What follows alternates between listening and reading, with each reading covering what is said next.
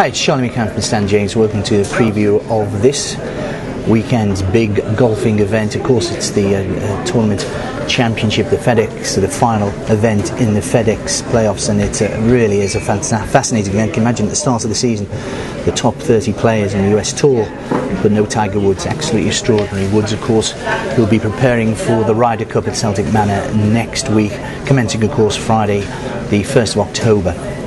Let's just quickly go through with ourselves at Stan James. Phil Mickelson is the 15-2 favourite for the tournament championship. Of course, won in 2000, won in 2009, third I think in 2008. Got a great record. Lefty hasn't been in great form, but I think he's run about 23 under par for the time he spent at East Lake, and he really, this is a tournament that he would love to win again. And of course, I think that would mean he would win his first Player of the Year title. Of course, Woods, of course, generally monopolises that. Second in Steve Stricker. The only one in the top 5 at the moment for the FedEx Cup who actually was in that position at the start of this tournament event.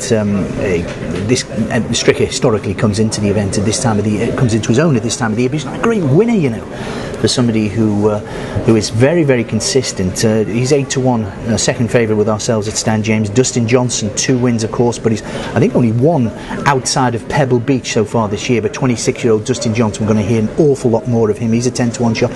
Matt Kuchar, he lives, he was brought up only 20 minutes away from East Lake. He's played this course numerous occasions. He's got a bit of flu. Of course, he had a bit of flu in the BMW last time, and he hasn't, the reports are he hasn't really got over it just yet. But his last 6 opening rounds, he's been in the 60s. So do have a think about that in your 2 balls and things like that for Kuchar, and also who will be leading the event after the first round. Kuchar is an 11-1 shot. Of course, he leads the FedEx standings, and the player who's come into this tournament championship in the last 3 years, he has won the overall tournament. Any one of 5 people, of course, could win.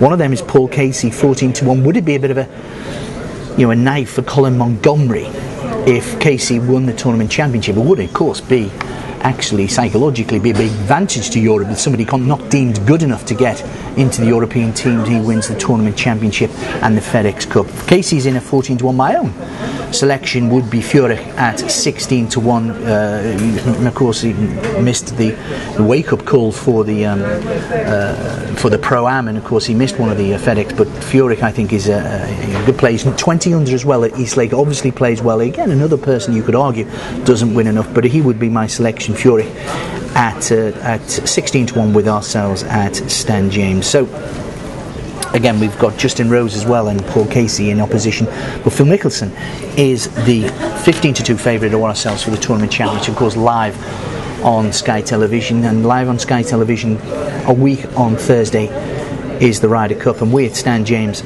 we have come out with our latest concession, that is money back as a free bet on your losing bets on the outright markets and the correct score market between now and the first tee off.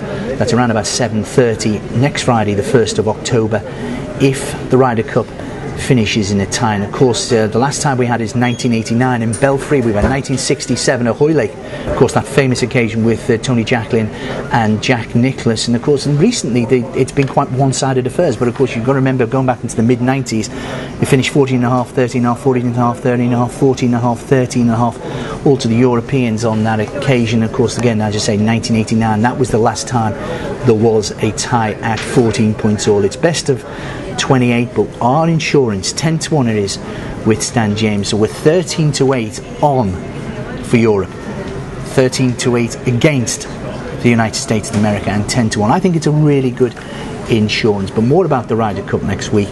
It's the tournament championship at the moment, but do look out for that Ryder Cup special offer with ourselves at StanJames.com. All sorts of markets. Will Woods play in the foursomes and 4 balls? Of course he'll play in the 4 balls. Will he play in the foursomes? He's 8-1 to be top point scorer. He's 2-1 to be top wild card.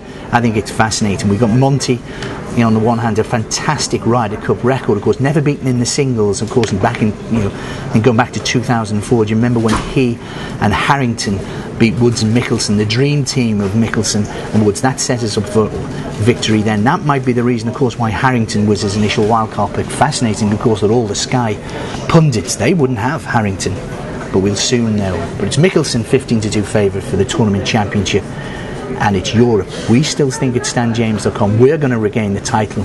Do think about that added insurance. Money back is a free bet on all outright markets and the correct score market if the Ryder Cup, the 37th Ryder Cup, ends in a tie. Be lucky.